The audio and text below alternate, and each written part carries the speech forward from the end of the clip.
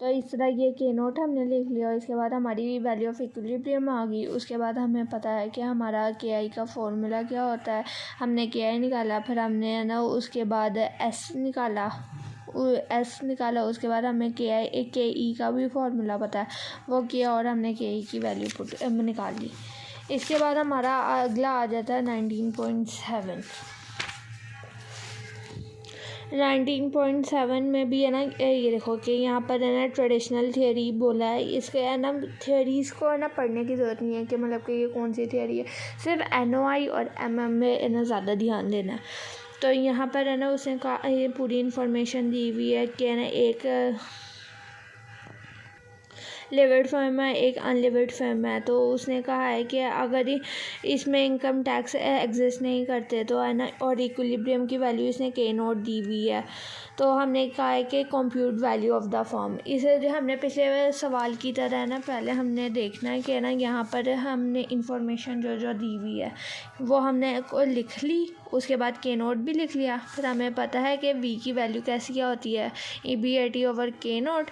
फिर हमने पता है कि बी क्या है, फिर एस क्या है, के बी भी निकाल सकते हैं, एस भी निकाल सकते हैं, के ई भी निकाल सकते हैं। तो इस तरह हमने सवाल कर लिया। उसके बाद हमारा आ जाता है 19.8। 19.8 में उसने हमें कहा है EBIT 2 लाख है, टैक्स 35% है। उसने कहा है कि है ना डेट भी दिया हुआ है, और उसने कहा है कि है ना कोई ऐसी जो बताओ मतलब कि डेट टू इक्विटी परसेंटेज के जिसके अंदर हमारी है ना शेयर होल्डर्स की वैल्यू मैक्सिमाइज हो रही हो।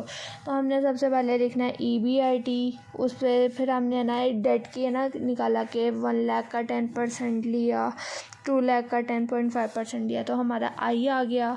उससे EBT आ गई, फिर EBT पर टैक्स 35% टैक्स लिया, फिर अर्निंग आफ्टर टैक्सेस आ गई।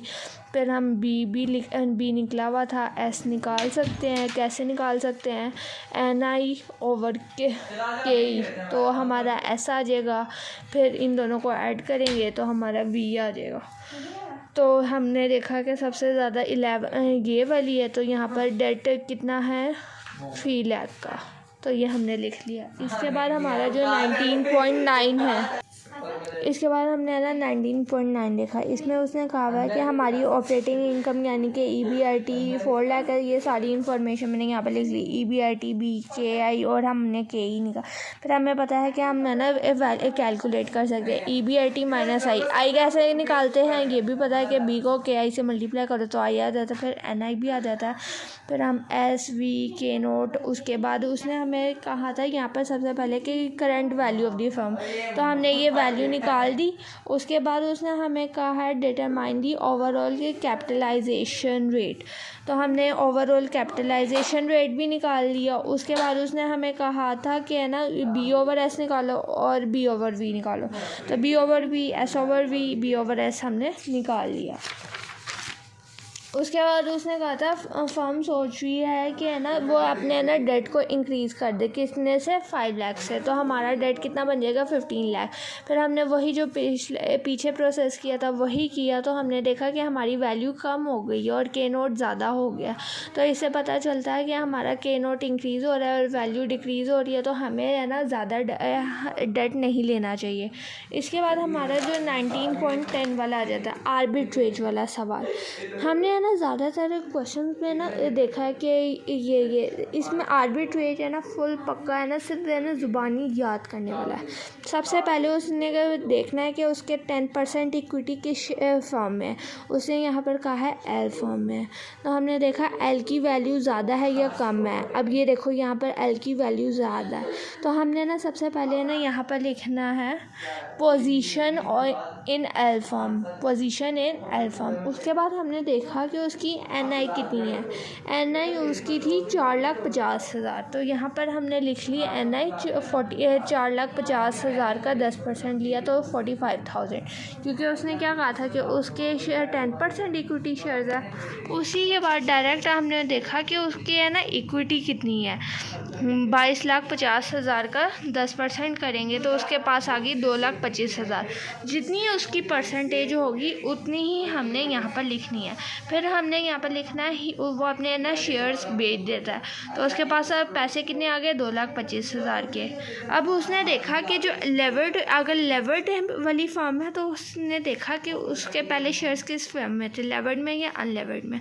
अगर लेवर्ड में तो उसे पता है कि यहाँ पर डेट भी, अब डेट कितने का, 3 लाख का, तो हमने 3 लाख का भी 10% लिया, तो हाँ 3 लाख हो गया। वो 30 लाख था, 30 लाख का 10% लिया, 3 लाख हो गया। इन दोनों को ऐड किया तो उसका कैपिटल कितना हो गया, उसके पास पैसे कितने, 5,25,000। सारों को 10% से करना। अब हमने कहा कि उसे डिविडेंड की कितनी ज़रूरत है, हमने कहा ऊपर उसे कितना अर्न होता था, 45,000, तो हमने लिख दिया 45,000। अब उसने कहा इंटरेस्ट पेमेंट।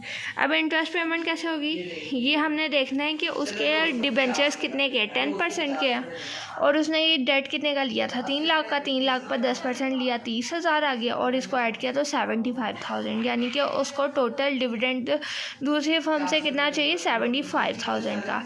अब उसने कहा कि यू फर्म के उसने शेयर्स खरीद लिए। शेयर्स अब यहाँ पर हमने यू फर्म के देखने हैं, कितने हैं यू फर्म के शेयर्स, 50 लाख के। 50 लाख का 10% किया तो 5 लाख आ गया।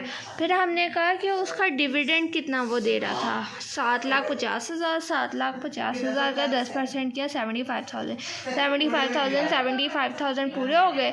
तो और उसको कितने पैसे बच गए, 5 लाख जमा करवाए थे, बच कितने गए, 25,000। तो उसने कहा कि उसे 25,000 कम करने पड़े।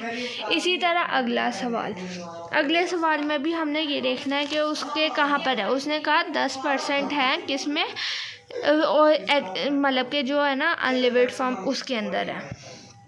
अब हमने कहा कि अनलिमिटेड फर्म में उसके कितने थे, हमने 2 ही चीज़ें देखनी है, एक NI और एक S। NI का भी अब देखो उसने 10% का, NI का भी 10% लेंगे, S का भी 10% लेंगे, तो 6 लाख और 75,000 आ जाए। फिर हमने लिखना है ही सेल्स हिज शेयर्स, फिर अमाउंट आ गई। अब देखो क्योंकि ये अब अनलिमिटेड फर्म में उसके पास पैसे थे, तो इधर डेट नहीं लिया हुआ, तो हमने यहाँ पर भी डिबेंचर्स या डेट नहीं लिखना।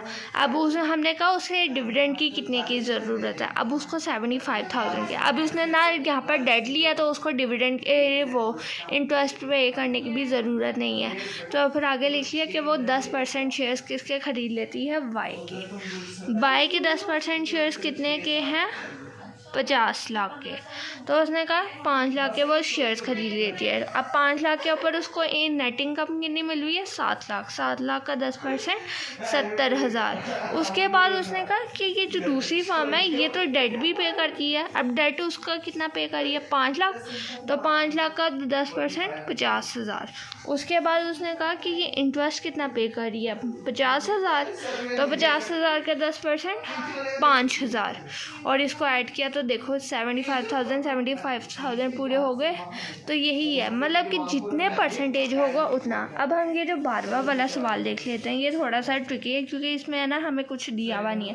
तो हम सबसे पहले है ना इंफॉर्मेशन देख ली कि हमारे पास N क्या है, प्राइस ऑफ शेयर्स क्या है, डेट कितना है, KI क्या है, फिर हमने कहा EBIT क्या है, इन्वेस्टर्स कितने हैं, उसके बाद SVKE, हमने EBIT माइनस NI निकाल लिया। हमने देखा कि उसकी एक्स फर्म में कितनी पोजीशन थी, उसके पास कितने थे, 10,000, 1,08,000 का 10% किया, 10,800। वो डिविडेंड कितने पे कर रहा था, कहाँ गए डिविडेंड, 14,400 का 10% किया, 1,440। फिर हमने कहा कि उसे हमने शेयर्स भेज दिए। अब उसको है ना अमाउंट कितनी आ गई, कितने के शेयर्स बेचे थे, 10,800। अब इसमें उसने डेट कितने का दे रही थी, 60,000 का, 60,000 के 10% किया, 6,000 आ गया, तो उसके पास टोटल अमाउंट होगी 16,800। उसके हमने बाद देखा कि है ना वो दूसरी फर्म में है ना उसको डिविडेंड की मतलब कि टोटल डिविडेंड की कितनी ज़रूरत है, टोटल उसके पास 1,440 है। अब उसने डेट भी लिया तो उसके ऊपर उसने इंटरेस्ट भी पे करना है। अब हमने देखा कि इंटरेस्ट कितना था 33,600 का। अगर हमने 10% लिया 360 आ गया। टोटल डेट की ज़रूरत 1800 थी। अब उसने कहा कि वो दूसरी फर्म के शेयर्स कितने के थे 1,50,000 के, तो हमने 15,000 हो गए 10%। उसके बाद उसने कहा कि NI कितना 18,000, तो यहाँ पर 1800 आ गया। 1800 से हो गया। अब देखा कि कितने उसको कम पैसे लगे 1,800 उसको कम लगे। तो सिमिलरली सारे सवाल ऐसे ही करने हैं।